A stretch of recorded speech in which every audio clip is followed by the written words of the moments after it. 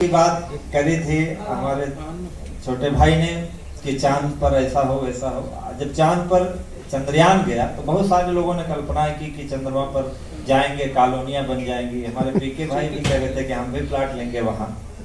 तो चांद पर अगर सोचो एक पल के लिए कि लोग जाएंगे तो वहां का वातावरण कैसा हो जाएगा। धरती का देखो कितना जिस तरह का है ऐसा ही वहां भी हो जाएगा। तो वहां ये लोग ना जाए तो लोगों की कल्पनाएं हैं। कुछ नए बच्चे हैं, उन्होंने सोचा कि अगर चांद पर प्लाट हुए, लोग आना जाना शुरू करेंगे तो होगा क्या कि घर में कि अब की फागुन में जब शादियां आएंगी। इको लगा दो भाई, थोड़ा सा इको लगा दो भैया। अब की फागुन में जब शादियां आएंगी, घर में खुशियों की तब चाबियां आएंगी।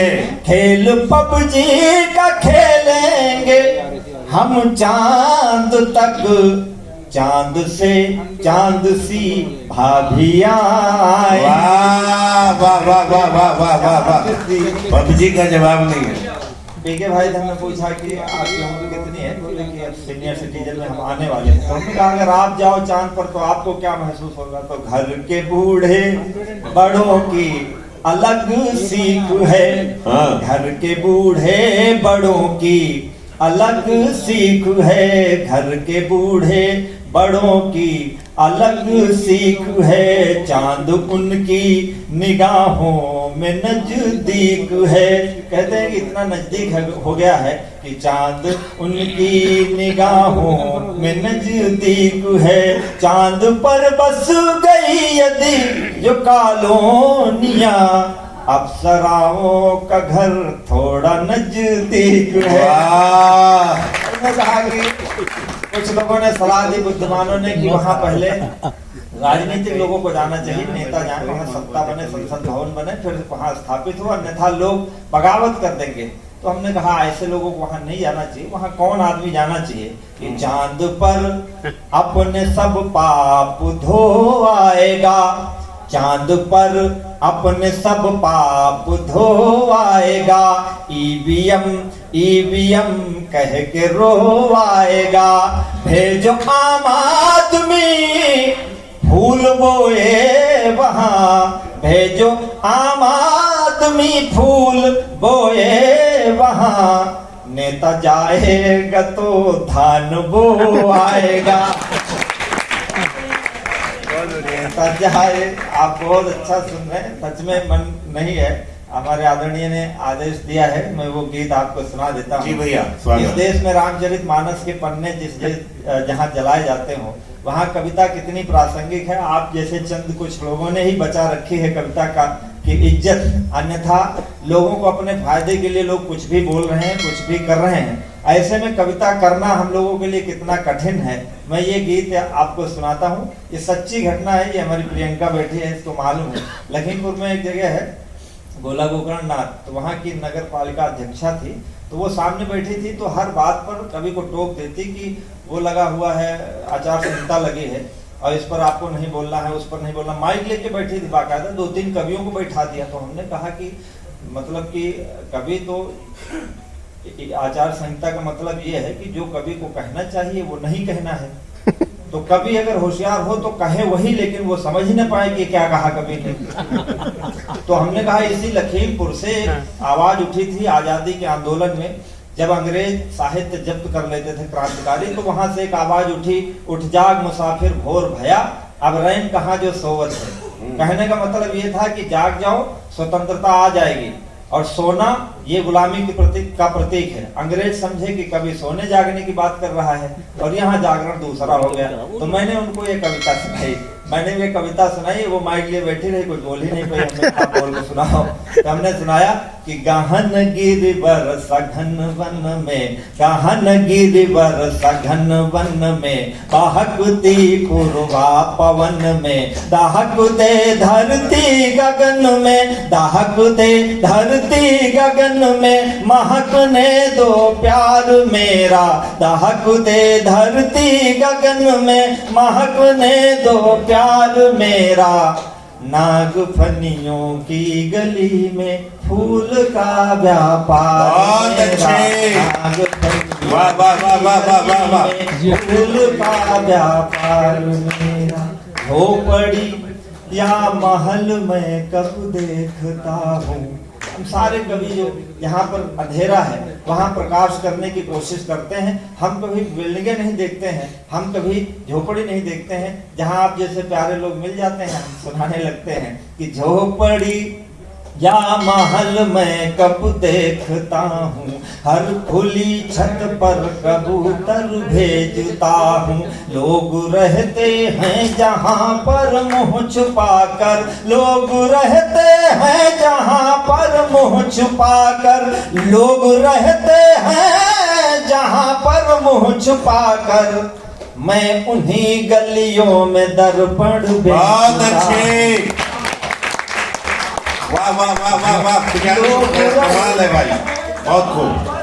छुपाकर मैं उन्हीं गलियों में दर्पण बेचता हूँ। चोट खाकर लोग गिरते हैं जहाँ पर, चोट खाकर लोग गिरते हैं जहाँ पर, है वही मरहम का कारोबार मेरा। वाह वाह वाह वाह वाह वाह वाह वाह। की गली में फूल का व्यापार मेरा। अरस्तु या शायद प्लेटो ने कहा कि राज्य में कवि को नहीं होना चाहिए, क्योंकि कवि जो है एक संसार जो है ये दूसरे संसार की अनुकृति है और कवि इसके अनुकृति। कवि सत्य से 3 गुना दूर है। राजनीति, अच्छी राजनीति होने के लिए कविता नहीं होनी चाहिए। तो मैंने उससे कहा कि आज के राजनीति के परिप्रेक्ष्य में भी ये बात लागू होती है कि फूल का, कविता और राजनीति करती क्या है। खून के छींटे धरा से धो रहा हूँ, खून के छींटे धरा से धो रहा हूँ, बेसहारों का सहारा हो रहा हूँ। तुम जहाँ बारूद की फसलें उगाते, तुम जहाँ बारूद की फसलें उगाते, तुम जहाँ बारूद की फसलें उगाते, मैं उन्हीं खेतों में मेहंदी बो रहा। वाह वाह वाह वाह वाह वाह वाह वाह वाह। बहुत अच्छे भाई। मैं उन्हीं खेतों में, अभी इतने में राजनीतिक लोग होते, भाषण दे रहे होते, तो आधा आदमी इसमें भाजपाई हो जाता, आधा कांग्रेसी हो गया होता, आधा आम आदमी हो जाता। कविता का पाठ इतनी देर से हो रहा है, आप सब प्रेम से बैठे हैं, तब मैं ये पंक्तियां प्रासंगिक कहता हूं कि मैं उन्हीं खेतों में मेहंदी बो रहा हूँ। दहकते अंगार बिखरे जिस गली में, दहकते अंगार बिखरे जिस गली में, है वही चंदन से निर्मित द्वार मेरा। नाग फनियों की गली में फूल का व्यापार मेरा। नाग फनियों की गली में फूल का। जो लोग विद्रोह की बात करते हैं, विज्ञान ही बम बनाता है और विज्ञान ही उपज के लिए संसाधन बनाता है। दोनों में विज्ञान प्रयोग होता है, लेकिन काम दोनों का अलग अलग है। मैं कहता हूँ खूटे दिल में तेरे प्यार की दुनिया दफन है, दिल में तेरे प्यार की दुनिया दफन है। भोर लगती दोपहर जैसी तपन है।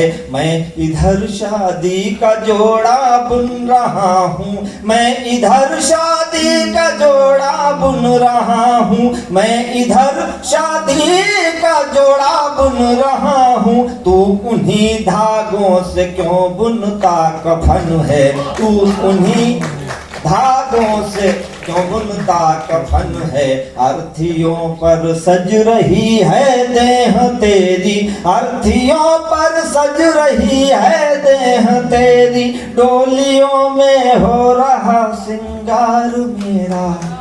नाग फनियों की गली में फूल का वाह वाह वाह वाह वाह वाह वाह। नाग फनियों की गली में।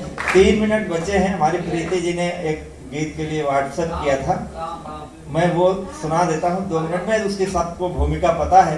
लवकुश ने घोड़ा पकड़ लिया, प्रभु राम गए, माता जानकी हैं, और वहां पर प्रभु श्री राम से लवकुश कहते हैं कि अयोध्या के राजन, अगर तुम्हें घोड़ा चाहिए तो युद्ध करो।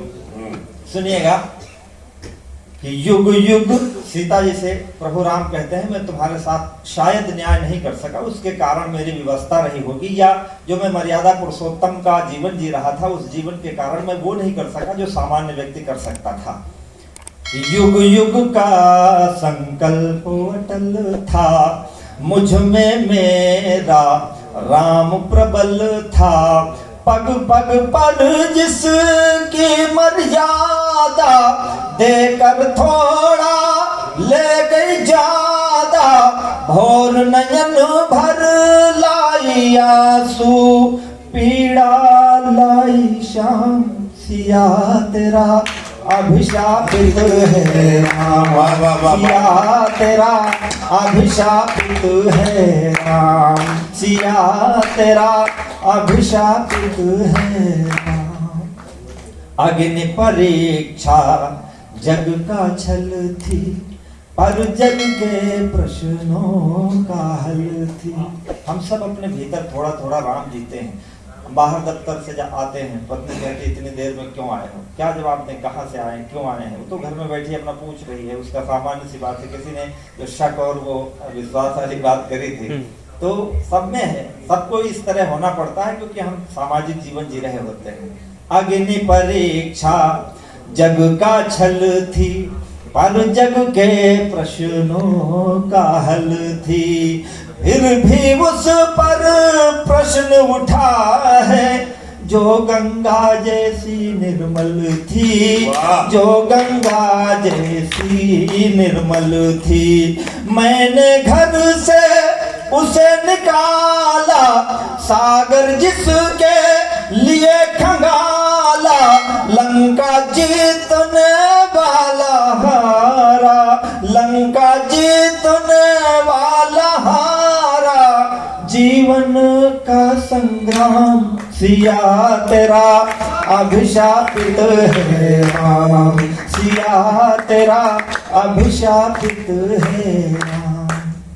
बोल रहा पौरुष की भाषा, मेरा राजकुंवर नन्हा सा।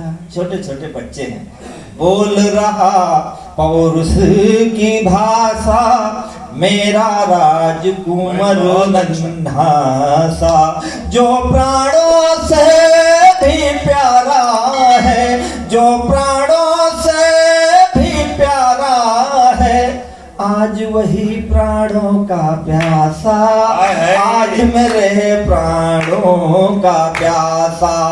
मेरा साहस तोल रहा है, मानो मुझसे बोल रहा है, जननी की हर एक पीड़ा का पाओगे परिणाम, सिया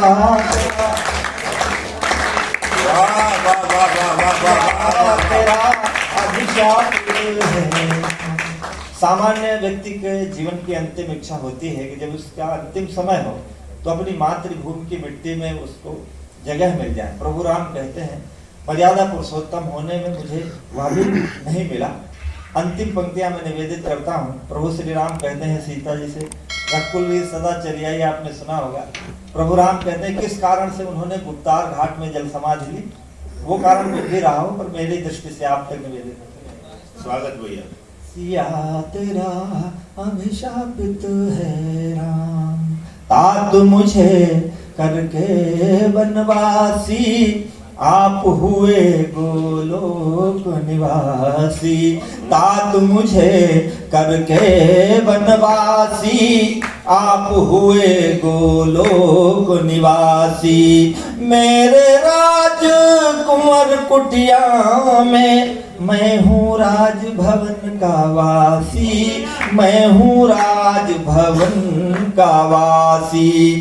कहती रघुकुल रीति भागे, अब तक प्राण नहीं क्यों त्यागे। परंपरा है, राजा दशरथ ने अपने पुत्र को वनवास दिया, प्राण त्यागे, तो परंपरा का निर्वाह में नहीं कर सका, शायद इसलिए अयोध्या में नहीं ठहरा। कहती रघुकुल रीति भागे, अब तक प्राण नहीं क्यों त्यागे। धरती शायद ठुकरा देगी, जल में है विश्राम, किया तेरा अभिषेक वाह वाह वाह वाह वाह वाह वाह वाह वाह